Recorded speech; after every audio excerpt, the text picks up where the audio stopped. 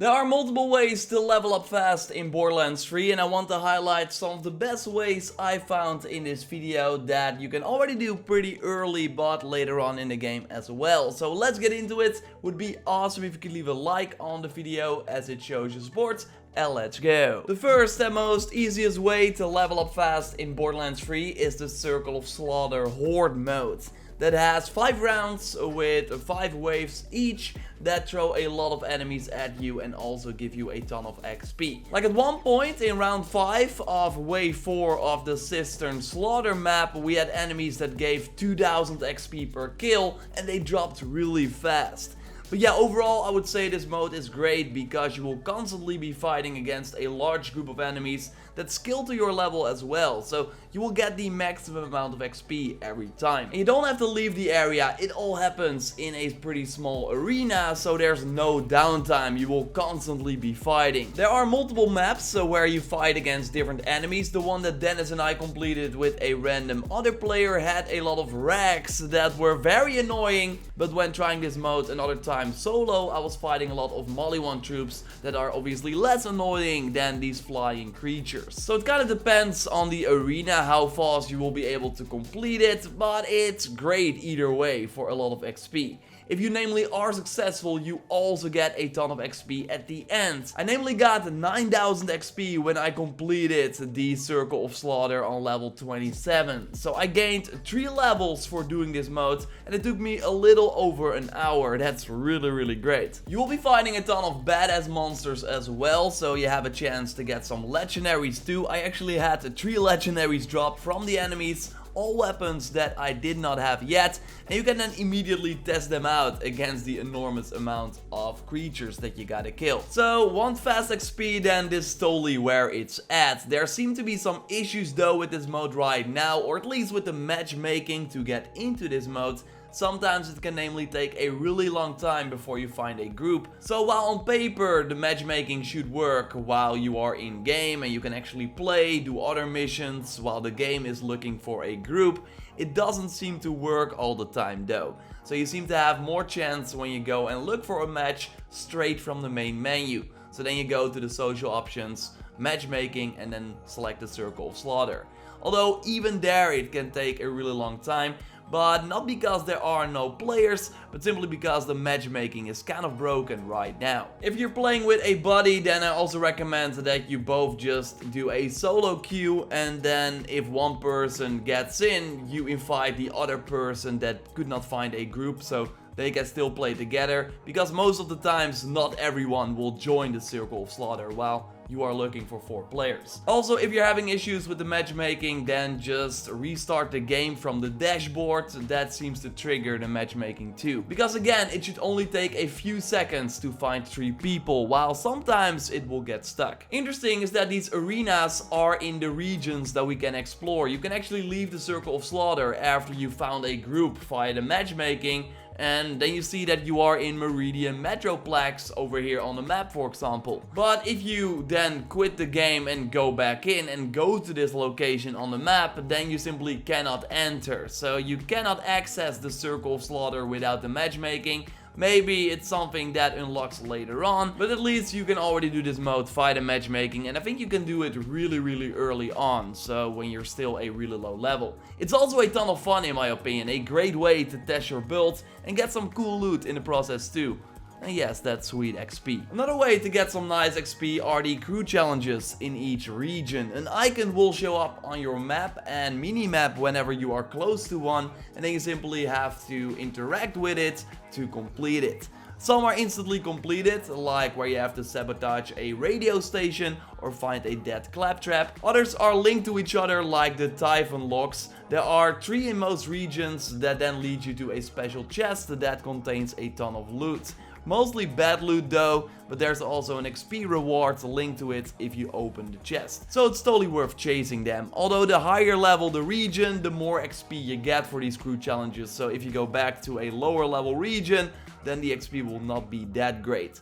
So you can scout the area yourself and look for these icons if you want. Pro tip is of course when doing a main mission, and when you then already find an icon, totally go after it for some great XP. But if you want to find these crew challenges very fast, then I would recommend the channel 100% Guides, who has guides up for a lot of the regions already. One video per region with all the crew challenges and the locations. I will leave a link to that channel in the video description. Check it out if you want, and then you can easily get all the crew challenges and also some great XP rewards. But there's another really good XP tactic as well. I found a great way to level up fast, and you can do it solo on the console via split screen, but also it's very easy to do with friends and everyone actually benefits. I now get around these 6000 XP on level 21 every 2 minutes. It's really insane and all about killing the Mouthpiece boss over and over again, while a low level character is hosting a session in co-op, or you can also do this in split screen if you own 2 controllers on the console. And this isn't only for one character, you can also invite your friends who will then benefit from this as well. The key is that there needs to be one low level character that is hosting the game and that is ready to farm the Mouthpiece boss. Meaning that this character just completed the cult following mission, so killed Mouthpiece for the first time, returned to Lilith, and then went back to the Holy Broadcast Center and got the checkpoints right before the boss. Then you quit the game because then you're basically ready to farm this boss over and over again. So important to know for this XP farm tactic is that Mouthpiece is always level 10 for the character that is hosting the game. So it doesn't matter what level the host is, level 5 or level 20, the boss will always be level 10. But yeah, being level 20 versus a level 10 boss doesn't really work. You do not get any XP from that. While if the boss is a higher level than you or around your level, then you still get XP.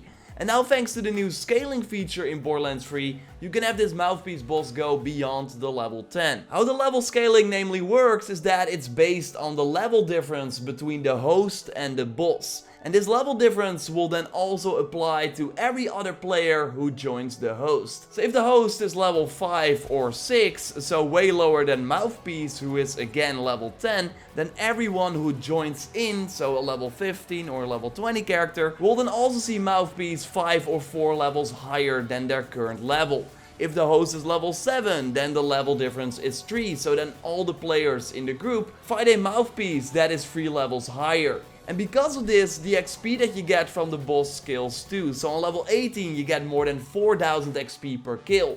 On level 21 I now almost get 6000 XP per kill. Making this tactic very lucrative for every level. So now just do this over and over again. I can kill this boss now in 1 minute, and then with the downtime of quitting the game, going back in to have the boss respawn, it only costs 2 minutes to get the amount of XP that you don't even get for some of the missions on the same level. Yes, I would argue that this is harder than queuing for the Circle of Slaughter or getting the crew challenges, but it's really the fastest way we found. The key is that you need to have a low level character that can host the session. I want to get all the classes to 50 anyways at some point, so I just made a most character and got her to the point where I could farm Mouthpiece.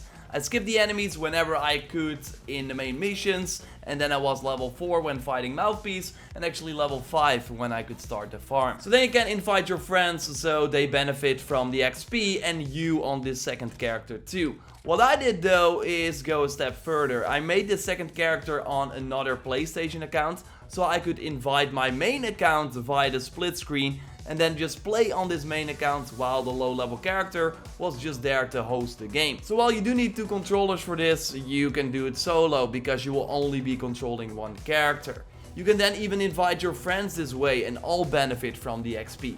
Although doing this alone on a console in split screen was super fast because you did not have to invite your friends all the time and wait for that downtime. You could just quit to the main menu, start the split screen again, continue again, and then Mouthpiece would respawn and you could farm it over and over again. But yeah, then at one point this low level character will hit level 11, so then the boss will be 1 level below everyone in the group and simply doesn't give that much XP anymore.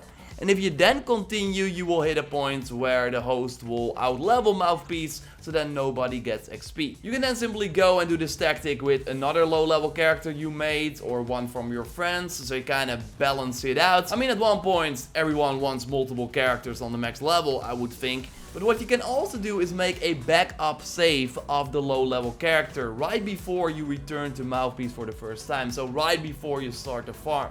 I was level 5 when I did that and then made a backup save on my PS4. I put it on a USB drive by going to the settings, to saved data management, save data in system storage, and then copy Borderlands 3 files onto a USB. And then you can restore the save file when that low level character gets too high. So then just simply go to the settings again, but to save data on the USB storage device that you then want to download back. You can also do it via the PlayStation Plus by uploading your save data and then downloading it when the low level character gets too high. And then bam, you are level 5 again and can repeat this tactic. I haven't tried this on PC, but I think you can just make a backup of your save in the files and then copy it back to the save folder where you want this low level character to be low level again. And on the Xbox One it's even harder to back up a save.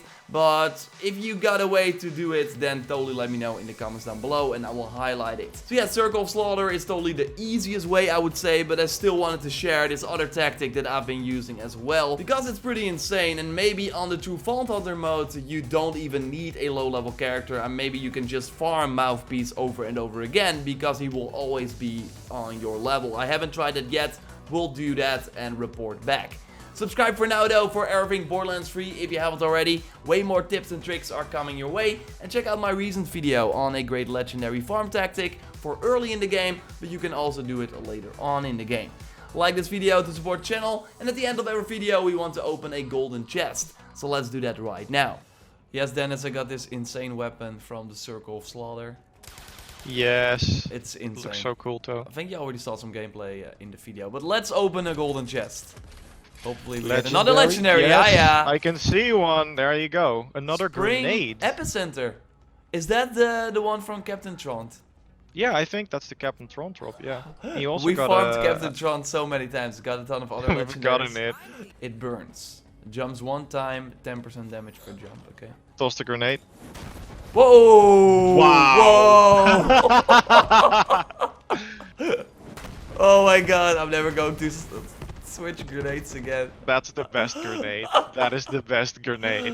Oh, okay, I will put it to use in the next video. So subscribe for way more Borderlands 3 coverage. We got way more tips and tricks and other videos coming your way and up on the channel.